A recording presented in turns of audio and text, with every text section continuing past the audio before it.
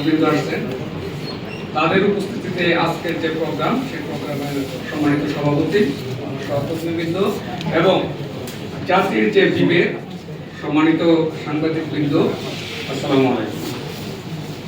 আমি একটু পরিচয় দিয়ে দিচ্ছি। এই আজকের এই প্রেস ক্লাবে আপনারা যারা সম্মানিত সাংবাদিকবৃন্দ আছে, সব কাজে আমাদেরকে হেল্প করেছেন। ইতিপূর্বে আমরা অনেক প্রেস কনফারেন্স করেছি, আপনারা সহযোগিতা করেছেন, আজকে আসছেন।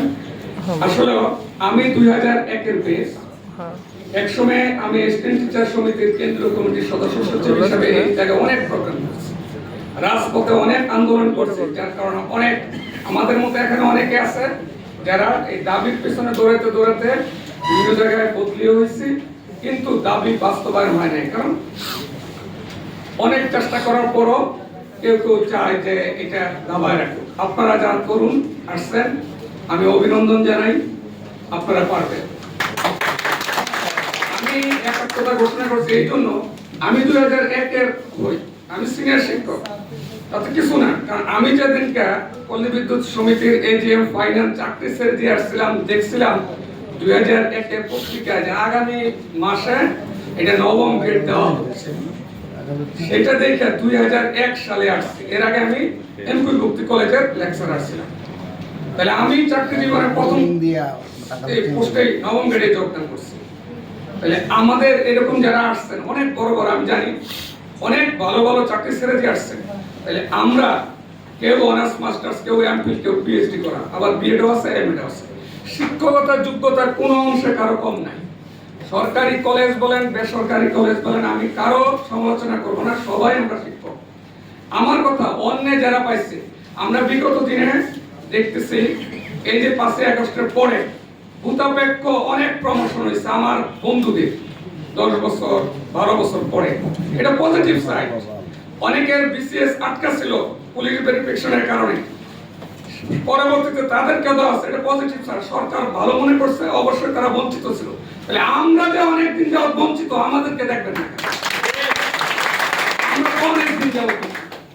এই যে গতকালকে একজন দেখছি, আমি বলবো না, গাড়ি চালক প্রমোশন পেয়েছে উপসহকারী প্রকৌশলী, তার যোগ্যতা আছে, আপনি দিচ্ছেন, সমস্যা নাই। তাহলে আমাদের যোগ্যতা আছে, আমাদেরকে দিবেন না। কথা বলবো না, আপনারাও বলবেন না। এই অধিদপ্তর, এই যে প্রশ্ন আসছে, গতকাল 2 দিন আগে এখানে প্রোগ্রাম হয়েছে, হেডমাস্টার, ডিও, ডিডি, এরাও সরকারি মাধ্যমিক শিক্ষক পরিবার, ওখানেও আমরা আসছি। সবার দাবি একটাই যে শিক্ষা মন্ত্রণালয় অধীনে থেকে আমরা যাতে অন্যের সাথে বঞ্চিত না হই। আমি বলবো না যে অধিদপ্তর আলাদা কি আলাদা না, কর্তৃপক্ষ যা ভালো মনে করে করবেন। কিন্তু এখানে আজকে সুন্দর সুন্দর প্রস্তাব আসছে যে 2টা সেক্টর ছিল, কলেজ শাখা ও পরিদর্শন শাখা। আপনারা অনেকেই জানেনই না যে আমাদের যে উপজেলা মাধ্যমিক শিক্ষা, আমি একটু বলে দিই, স্যার এখানে আসছেন, আমরা অনেকদিন আন্দোলন করেছি, এখানে অনেকে আছে, অনেকে অবসরে চলে যাচ্ছে, দুর্ভাগ্য। এই প্রেস ক্লাব বলেন, ওই শহীদ মিনার বলেন, 2008 সালে অনেক আন্দোলন, আমার অনশন হয়েছিল, আশ্বাস দেওয়া হয়েছিল।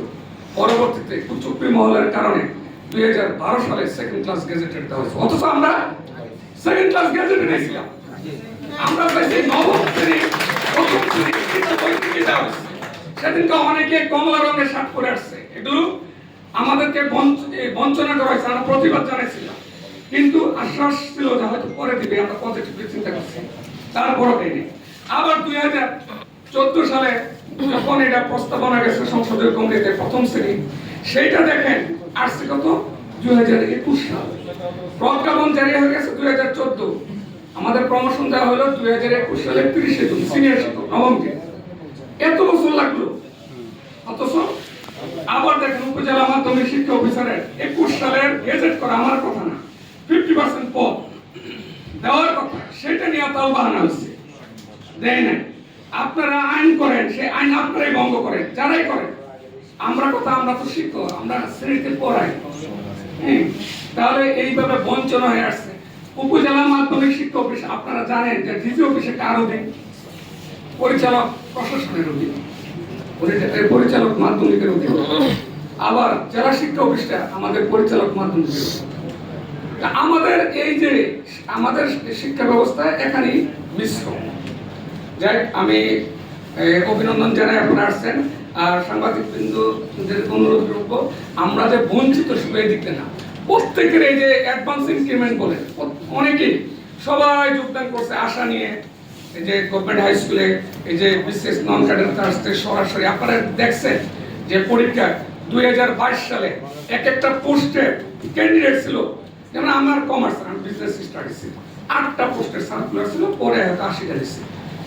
একটা পোস্টের এগেনস্টে 2500 পরীক্ষা দিচ্ছে। সেই 2500 থেকে একজনকে বেছে বাংলাদেশে নিয়োগ দেওয়া হয়েছে। তাহলে 2500 জনে একজন, কোথাও কোনো সাবজেক্টে 100 জনে একজন, তারা কি কম শিক্ষিত, কম যোগ্যতা?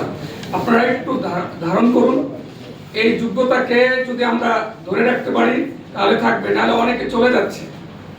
আমাদের এই প্রজন্মের কারণে আগামী শিক্ষা ব্যবস্থা ভালো হবে, আমরা যাতে বঞ্চিত না হই, এই দেশ যে আগায় যায়।